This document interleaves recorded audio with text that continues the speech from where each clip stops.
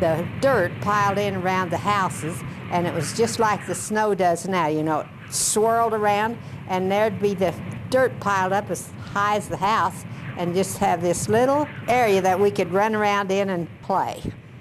Otherwise, you had to climb over the bank to get to the other side of the yard.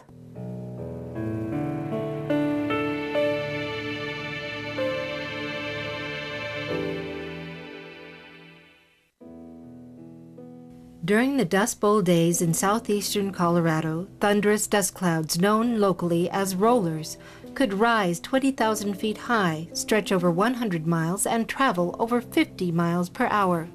Well, it was several times I was out on a horse when that one went up and hit, rollers hit, and of course you couldn't see nothing, so all I could do was get off my horse and pull the saddle off and cover my head up with it, and the horse had to turn around and put his rear end to the storm. And that's the way we stayed till it blew over, which was sometimes an hour or two before the worst of it went through. In the early 20th century, homesteaders transformed vast areas of the Great Plains grasslands into plowed farms. When 7 years of drought set in during the 1930s, the dust storms tore away the topsoil. One of the areas hardest hit was the southeastern corner of Colorado, Baca County. During the dirty 30s, as we called it, well, we used to cut thistles and put up for cow feed because you couldn't raise any feed for them. But there's a lot of work getting enough to feed very many.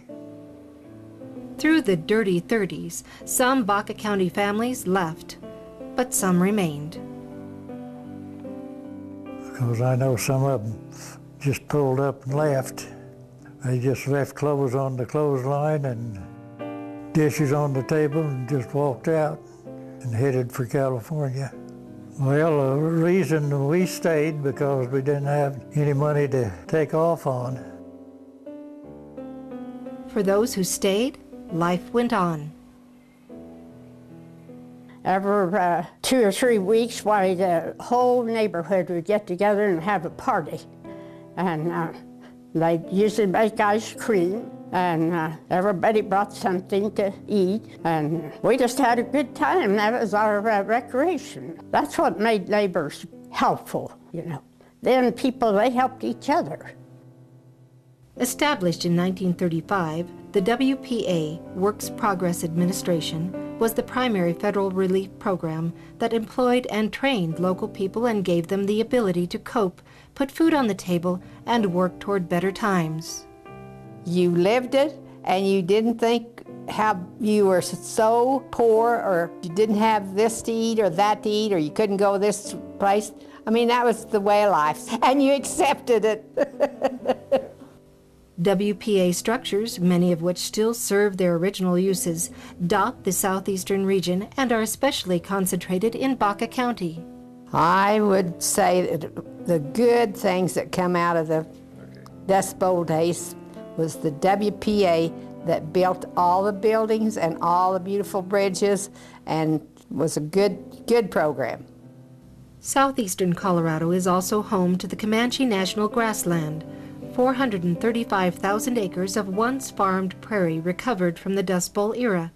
These grasslands now present a wealth of opportunities for wildlife watching, hiking and horseback riding, exploring deserted homesteads, rock art viewing, and are part of the Colorado Birding Trail.